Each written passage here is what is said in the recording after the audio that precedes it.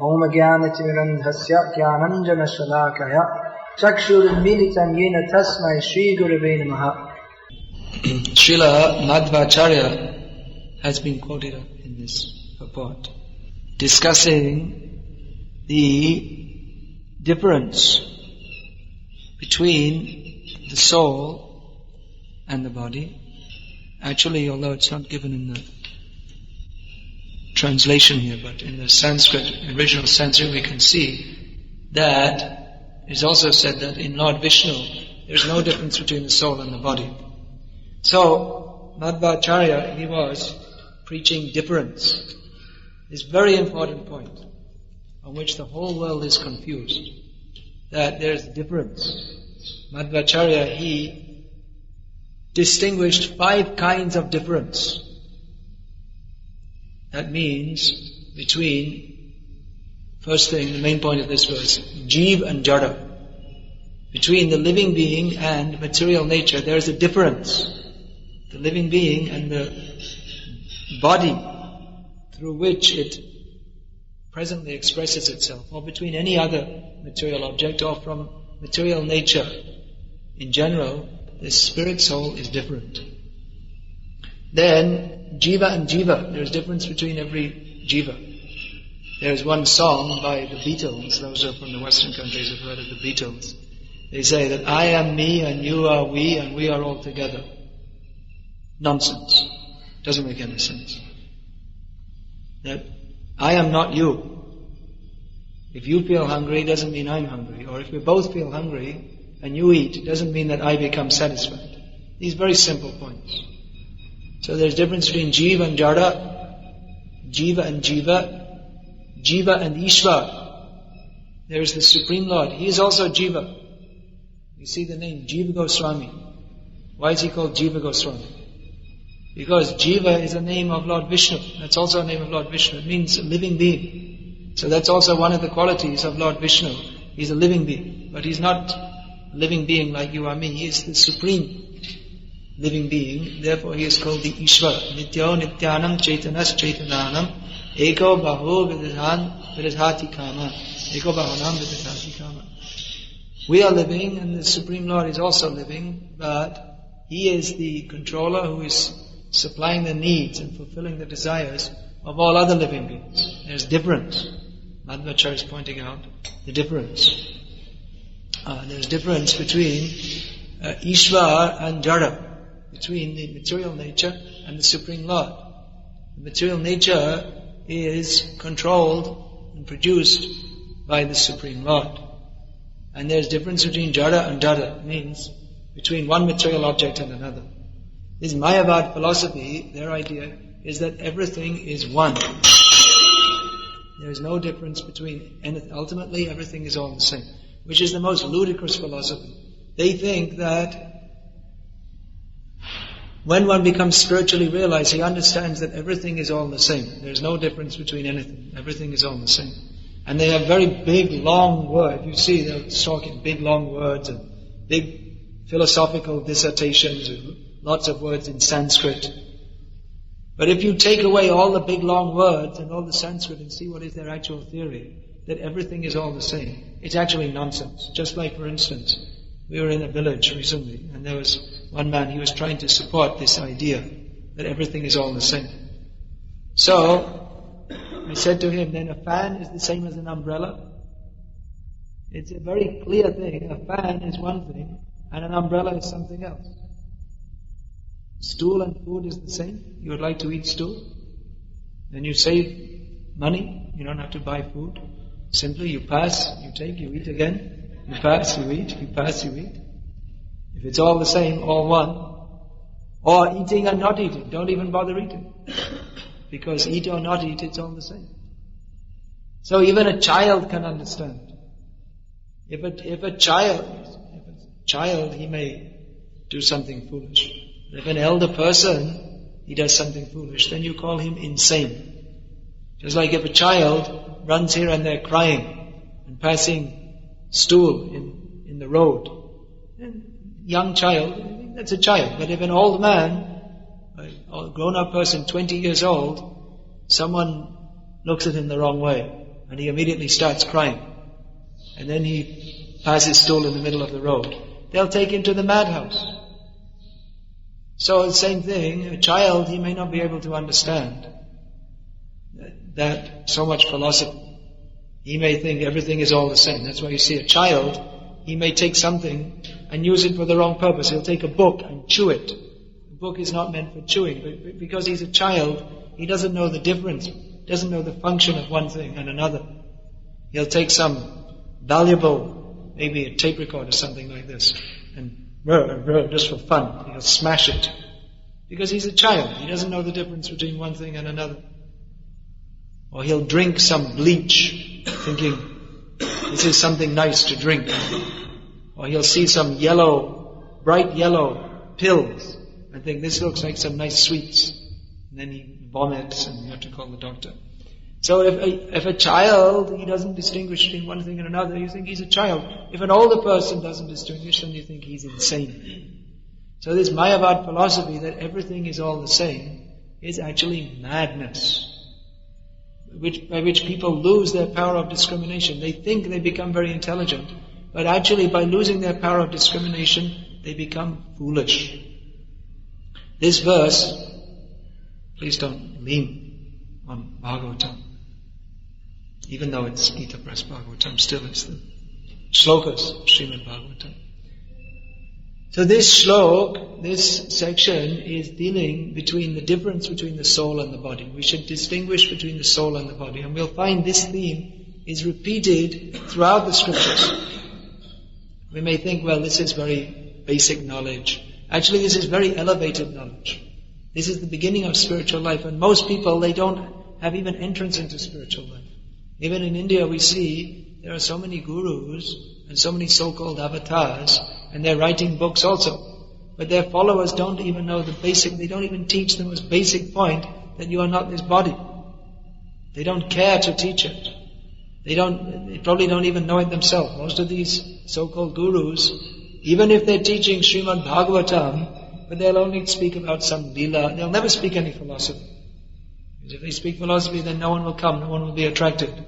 And they won't become famous, and they won't get so much money, and then what's the point of speaking Srimad Bhagavatam, then they think. But Srimad Bhagavatam is a book of philosophy. I remember many years ago, I was traveling on this BBT library party, so we visited one so-called scholar, and he said, these Srimad Bhagavatam, just all stories, that's all. Means he'd never seen Srimad Bhagavatam. Maybe it's stories, but look, what is in the story? Here we have the story of Prahlad Maharaj. What he learned in the womb. He learned, first thing, that he's not this body. He hadn't even got his body properly. The body was still being formed in the womb. But he learned that you're not that body. First thing, so much philosophy. This philosophy, you take one line of Prabhupada's books, and you take all the other books in the world, all this, so many bogus gurus are writing things, and what to speak of what's taught in the schools and colleges. There's more knowledge, real knowledge, in these books. This one purport, if people could understand, then their whole life would change. Because they're thinking that this body is eternal. They're thinking, even though they know that one day this body may drop down dead, but they don't consider being covered by Maya, they don't consider that I have to die. Then what will happen after that? They don't take it very seriously because of foolishness. Therefore, Prabhupada, we see, Prabhupada and what is in Shastra, again and again and again, repeating this point, we are not this body. When we give a class on we are not this body, mostly devotees, they start looking at their fingernails. Somehow their fingernails become very interesting. You're not your fingernail. You're not this body, and you're not your fingernail. So there's no need to make a minute inspection of your fingernail. But because they find very dry, dull, boring, that we're not this proves that you need to listen. Because you're thinking, my fingernail is very interesting. I think my fingernails are the most beautiful fingernails in the whole of the creation. Such wonderful fingernails, even though they're dirty, and you didn't cut them or clean them for the last 3 years. But still you're thinking, what wonderful fingernails. Because no interest. That means we need to hear more. We think, let me just hear some nice stories how Krishna is playing with the gopis. But let us listen to this. Let us understand this. What is the basic philosophy? We don't understand. Therefore we have to hear again and again and again. I remember the last time I had the darshan of Srila Prabhupada in October 1977. Then he sat up on his bed. It means he didn't sit up. He had to be sat up. Because his body, because Prabhupada, he has, by being a pure devotee, he has all mystic powers. So immediately if he wanted, he could get up. But he was playing the leela. We say that is, when a pure devotee does this, he takes the part of an ordinary person, just like Prabhupada told when he was lying on his bed in the last 6 months. Don't think you won't have to undergo this, you will. So he was teaching how to prepare for death, even though he had no need to, personally, because Prabhupada didn't come to this world like an ordinary human being. But just to show us, he went through this. So he was sat up on his bed and he started preaching. What did he start preaching? You're not this body, control the mind and sense. You have to control the tongue, even though Prabhupada wasn't eating himself. But he's saying you have to control the tongue and senses. Teaching. What do we need to know? First thing we need to know, we are not this body. So we may think, well, we heard this before, did hear it before, now hear it again. And hear it again, and again, and again. Because we are attached to this body, and attachment to this body causes repeated birth and death. So how to become detached from this body? First thing we should understand, we are not this body. We are spirit soul, we are eternal servant of Krishna. This is the best news. We have daily newspaper, Gujarat Samachar, so many different newspapers. So here is the best news, you are not this body. We should put front page, you are not this body. Best news, good news. At last some good news, all the bad news. Actually bad news or good news, in this material world it's all nonsense anyway. Just like 1 month here in India, everyone was simply interested, what is the news of cricket? And now the cricket is finished, next thing is election. This is life in India today. Cricket and election, cricket and politics. This is all people are interested in. And when India win the game, Jai Ho. And when India lose the game, have a riot. So, this is Maya. We're not this cricket team. But we're thinking this is good news. If India wins a game, and if India loses a game, bad news. But it doesn't make any difference. Then you see, so many people die in some earthquake or plane crash. So that is considered very bad news. Actually, in one sense, it's neither good nor bad, because anyway they had to die. You can say, so many people died in an earthquake, disaster. But every day so many people are dying in the hospital of old age, what you call a natural death. How many people die every day? Who would know that? Do we have any sociologists, statisticians? Must be some hundreds, thousands maybe, many thousands people die every day. Someone dies of a road accident, someone dies of a heart attack, someone dies of cancer. So many people are dying. So this is, if we put in the news, 100,000 people died. Everyone will buy the newspaper. Say, 100,000 people died. There was Mrs. Skaggart, age 83, died in her sleep. And then someone else, after a long bout of cancer, died. And then someone else died from flu. Someone, if you put a list, you think, that's not news. They just died, that's all. They died, when they died in a plane crash or anything, they died. So they died. So the news is neither good news or bad news in one sense. Because whatever it is, it's all dukh, it's all misery. You're very happy if India win a cricket game, then next game they lose. And anyway, what the hell difference does it make to anyone whether someone throws a ball better than someone else? It's all nonsense. People are, even our so-called devotees, they're sitting, Hare Krishna, Hare Krishna, chanting their rounds, watching the cricket game. Nonsense. It means they're attached to this body. So the really good news we should give, you are not this body. People think this is a very unusual headline. What is the meaning of this? Some religious propaganda, they will say. It's not religious propaganda. It's a science. Science means a fact. Just like you will find in that Science of Self-Realization, Mike Robinson was asking Prabhupada, what is the belief of the Hare Krishna movement? What is your religion? Prabhupada said, it's not a belief, it's a science. Why was Prabhupada saying science? Because everyone in the world is so much interested in science, some kind of trick to catch them. Well, you might say that. But actually it is a science. The point is, it's not simply a belief. It's not that the Hare Krishna movement believes this. And we believe that when you die, you leave this body and you go to another body. It's not a question of belief. Whether we believe or not believe, it doesn't matter. I may believe one thing today and believe something else tomorrow. Today I believe that Mick Jagger is God. And tomorrow I believe that this Maradona is God. You believe so many things. But what is the actual fact? We should understand what is the fact. We never find in the Vedic literatures that it said you can believe whatever you like. You have to, rather is teaching the truth. What is that truth? The first point is that we are not this body, we are eternal spirit soul. And that is also presented scientifically by Lord Krishna. Not just, he didn't say to Arjuna, he did actually, that because I'm God, you should listen. But alright, I'm God, but let me convince you, because you have your own independence, so you have your own intelligence, so try to understand with your intelligence. You see how the body is changing from boyhood to youth to old age, but the person is the same. Very good example. That if a mother sees her son after 20 years, the body will have changed. But she will recognize, this is my son. Even though the body, and the son will recognize, this is my mother. Even though the body has changed.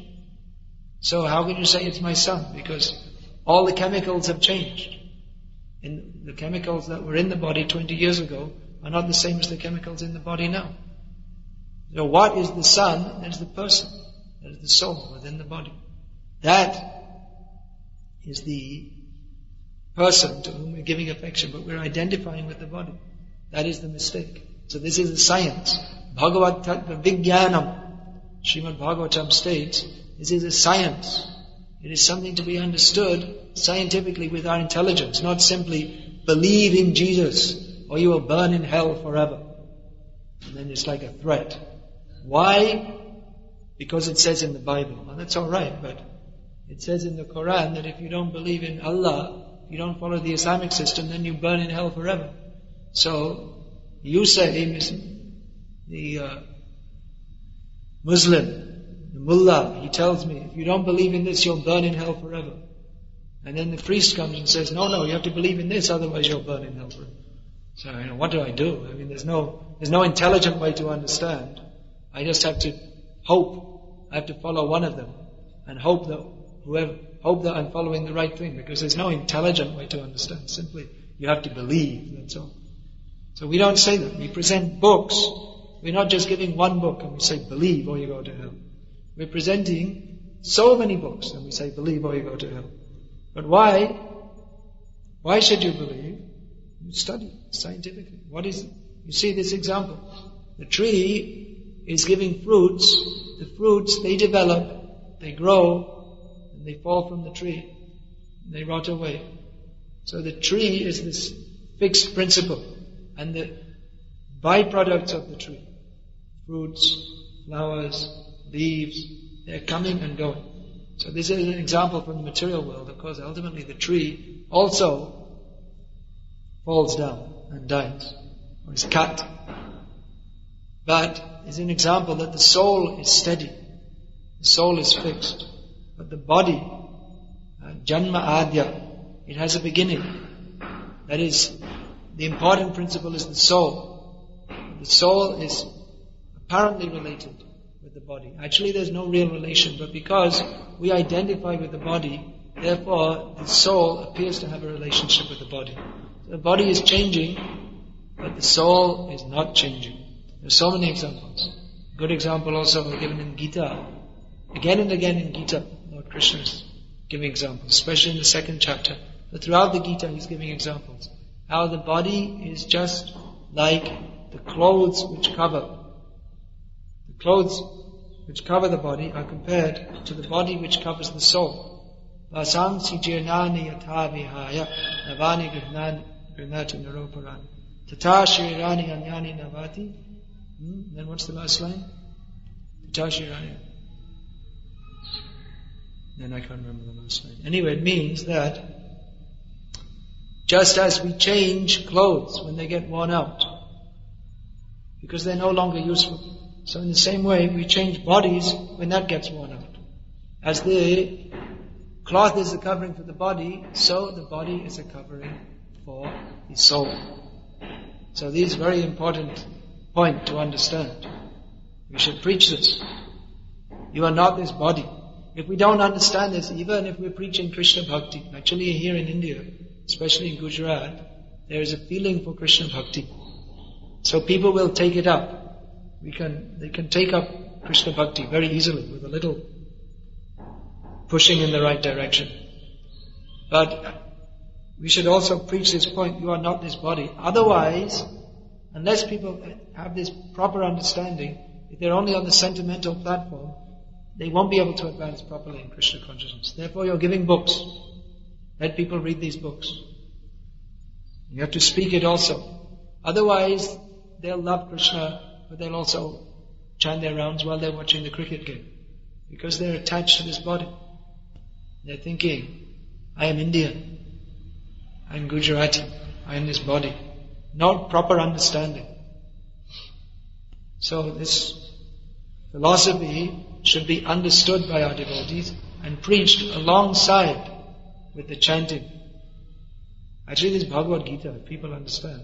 Yesterday I was reading, as I've done many times, Srila Prabhupada's introduction to Bhagavad Gita as it is.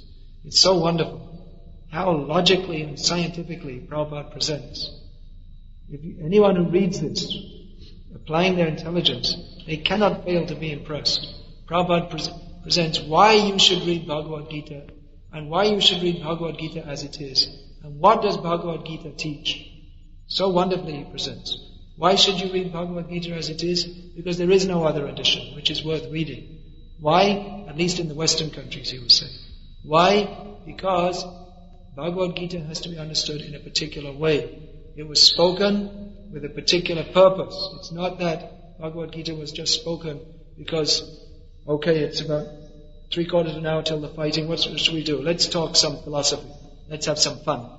Let's talk. And then afterwards, Vyasadeva wrote it down and everyone, they have fun afterwards. Well, Krishna said this, but he means something else. And no, there was a specific purpose.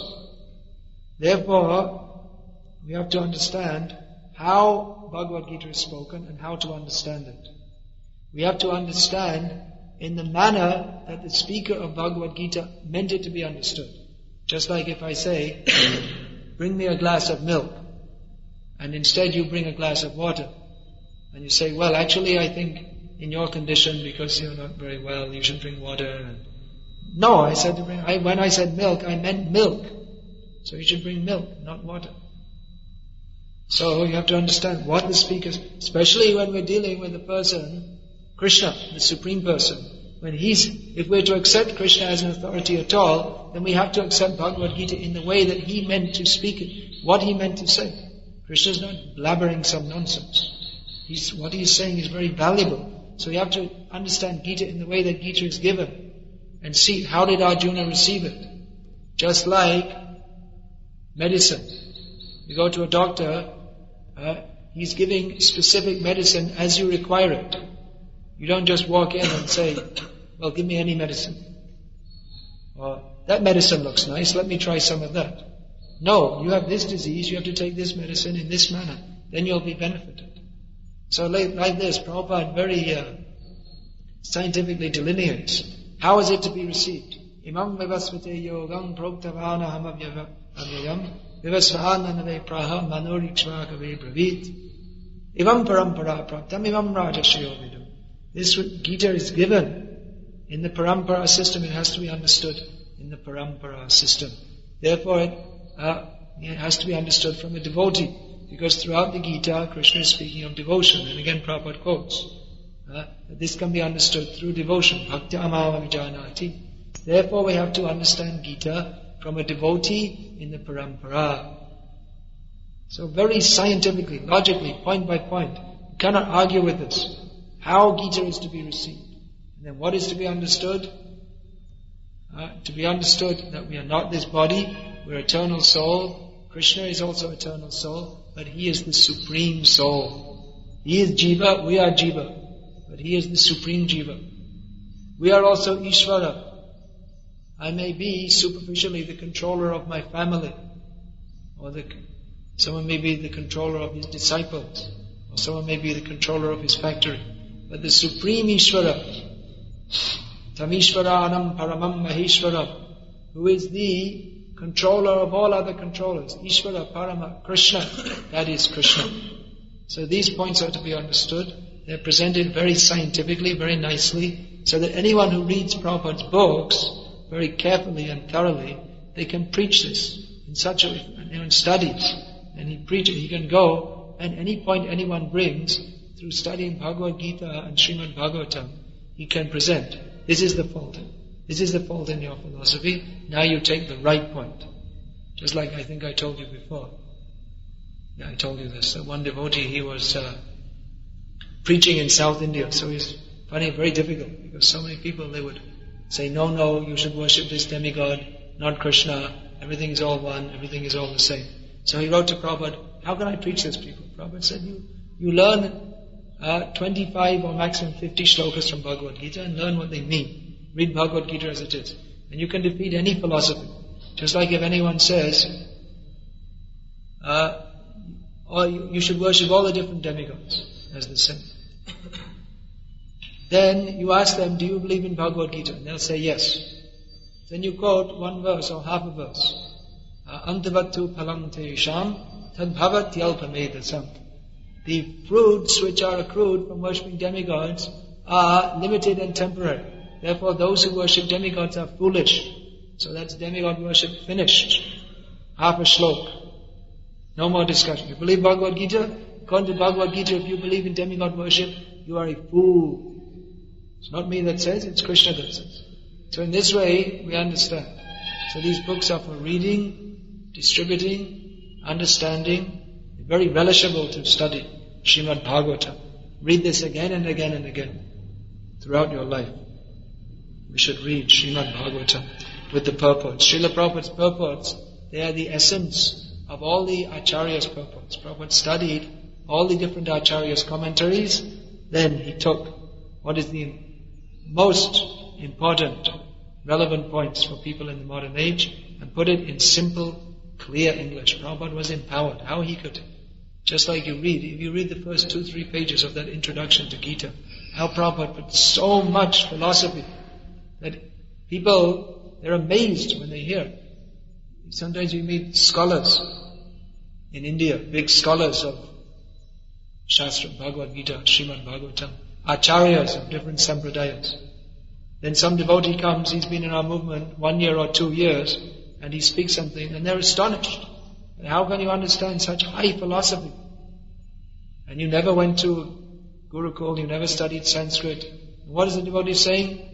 That we should understand we are not these bodies, we are eternal spirit souls. Krishna is the supreme soul, we are all His servant, therefore we should serve Him through the process of Bhakti Yoga.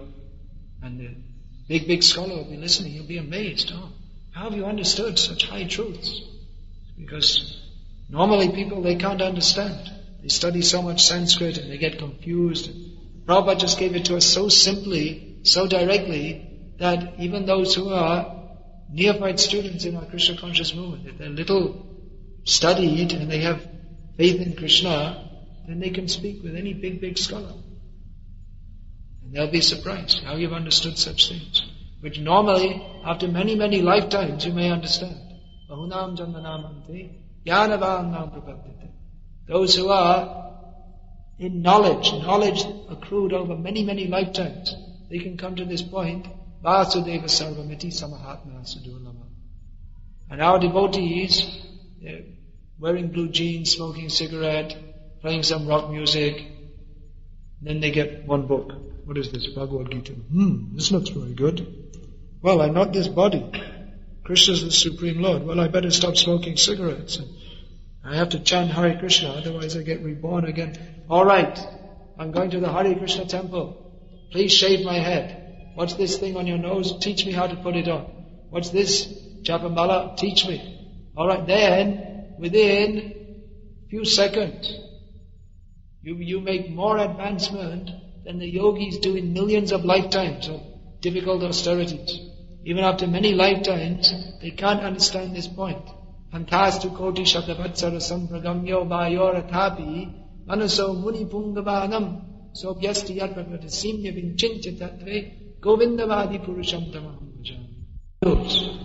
That which you are so much attached to, that which you are working so hard for, just consider. It's not going to last.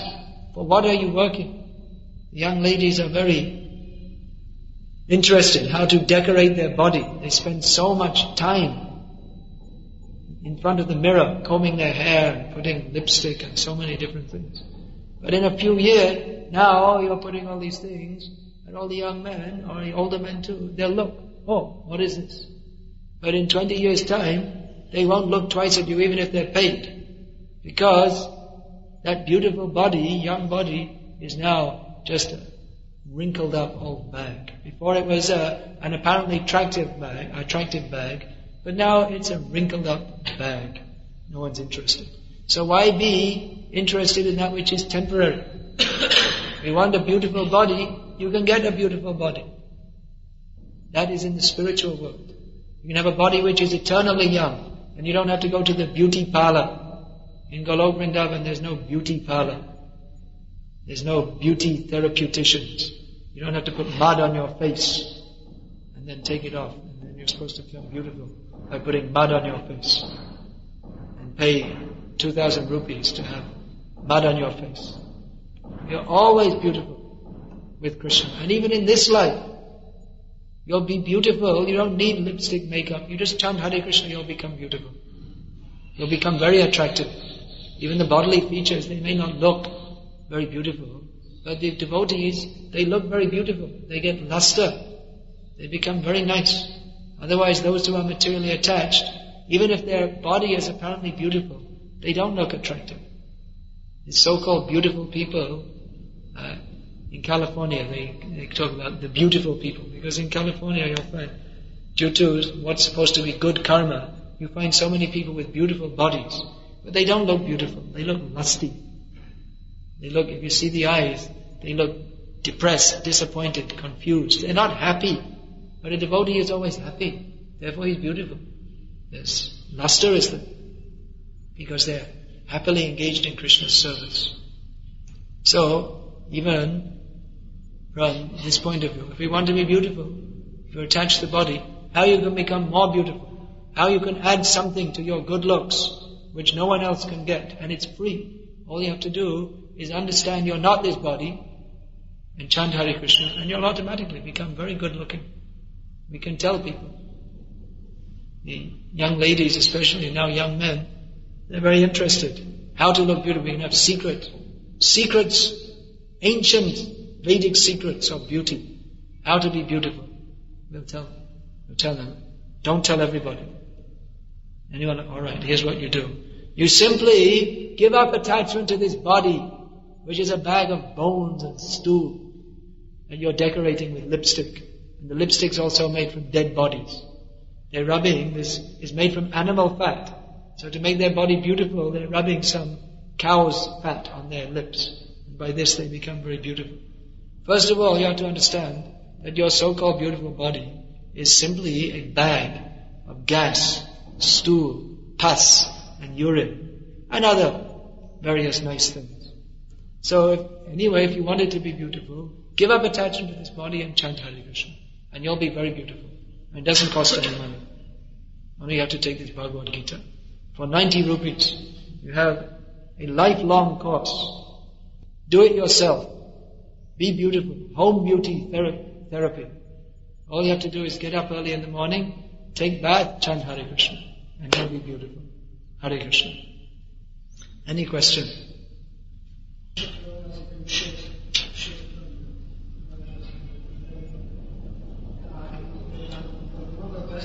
We can give a title to this lecture, How to be Beautiful. Just you can put it on there.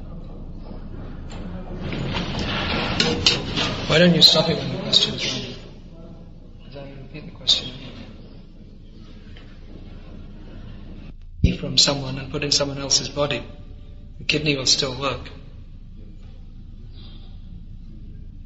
It's a different part of a machine, that's all. That I thought you were going to ask that question, like that if you have some worms you cut and then it becomes 2 worms. Or you cut a tree, some trees you take the branch and you put in the ground and it becomes... Prabhupada said that another soul enters at that point.